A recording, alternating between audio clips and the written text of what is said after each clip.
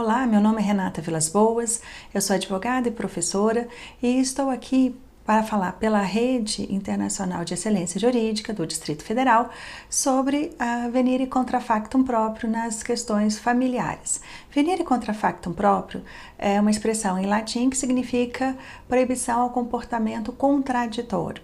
Essa teoria, essa expressão, ela decorre inicialmente das questões contratuais, no qual as pessoas teriam feito um contrato, expressado ali essa vontade e pelo princípio da boa-fé, imagina-se que você vai cumprir aquilo que foi pactuado.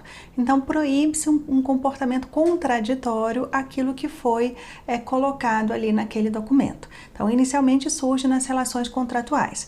Porém, como o nosso sistema é um sistema único, apesar de ter nascido e a gente ter sempre imaginado nas relações contratuais, a gente pode também trazer isso para dentro do direito das famílias.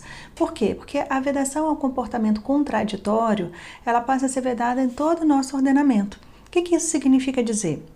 Que uma vez que eu estou dentro de uma relação familiar, as pessoas elas esperam uma das outras aquilo que foi colocado, aquilo que foi dito, né? Aquilo que entre elas foi almejado, planejado. No momento que uma delas muda esse comportamento, a gente vai ter a incidência desse venire contra factum próprio. Né? Então, dentro do conceito que nós temos, a gente pode ver os elementos essenciais para a gente se deparar com uma situação do venire contra factum próprio. Primeiro, eu tenho uma conduta inicial, tem um padrão, surge um padrão, tem um comportamento daquelas pessoas, daquele casal, daqueles pais, né? Então tem um comportamento inicial.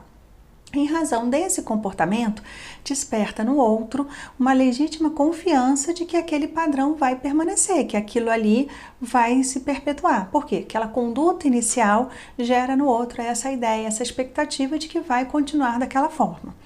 Depois, eu tenho um terceiro elemento que é mudar esse padrão. Simplesmente um deles muda de ideia, né? E aí, ao mudar de ideia, isso acaba gerando um prejuízo para o outro, acaba gerando um desconforto no outro. Eu tenho uma série de situações dentro do direito de família em que a gente pode verificar esse venire contra factum próprio, essa ideia desse comportamento que não pode ser alterado porque já gerou no outro uma ideia de que vai se perpetuar, que vai continuar sendo assim. Então, olha só, imagine um casal no qual faz-se um acordo em que um deles não vai trabalhar. Um deles vai ficar em casa, vai estar cuidando da prole, vai estar cuidando dos filhos. Então, dentro desse casamento ou dessa união estável, né, eles fazem esse acordo e aí o outro, então, passa a trabalhar e passa a prover aquela família. Então, todo dia ele sai para trabalhar e está cuidando daquela família. Enquanto que o outro permanece em casa fazendo o que pactuaram, cuidando dos filhos, cuidando da casa, enfim. E isso vai ao longo do tempo, 1 ano, 2 anos, 3 anos, de repente um dos dois vira e fala assim, a gente não quer mais isso. Isso mudou esse comportamento. Na hora então que aquele que antes provia esse lar, antes ele trazia esse dinheiro para casa, vira e fala, eu não tenho mais interesse em permanecer com esse comportamento, o que tinha acontecido? Tinha entre eles sido acordado que seria essa forma, o casamento ou a união estável.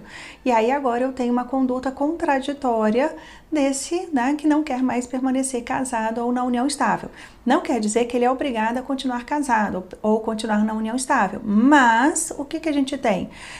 Ele vai precisar continuar mantendo aquela família por um tempo. No caso da esposa, a gente pode imaginar os alimentos transitórios para ela e para os filhos a gente está pensando nesses alimentos definitivos, se forem filhos menores, e os filhos maiores até eles ingressarem no mercado de trabalho de forma adequada.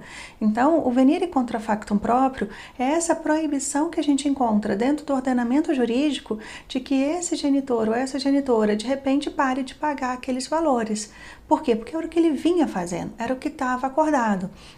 Nós temos também um outro exemplo, ainda dentro dessa seara de alimentos, com relação ao padrasto ou à madrasta que ajuda no sustento do enteado, né? Então ele vinha ou ela vinha tendo aquele comportamento, terminando o relacionamento, a conjugalidade, o vínculo de afetividade foi se estabelecendo, né, ao longo do tempo, aquela ideia de mantença daquela criança, daquele adolescente vinha desses valores e agora com o término do relacionamento conjugal não pode simplesmente, né, parar de pagar. Por quê? Porque essa pessoa não pode ter agora um comportamento contraditório.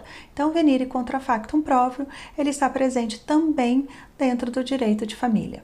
Com isso, eu encerro esse nosso vídeo e espero encontrá-los em breve.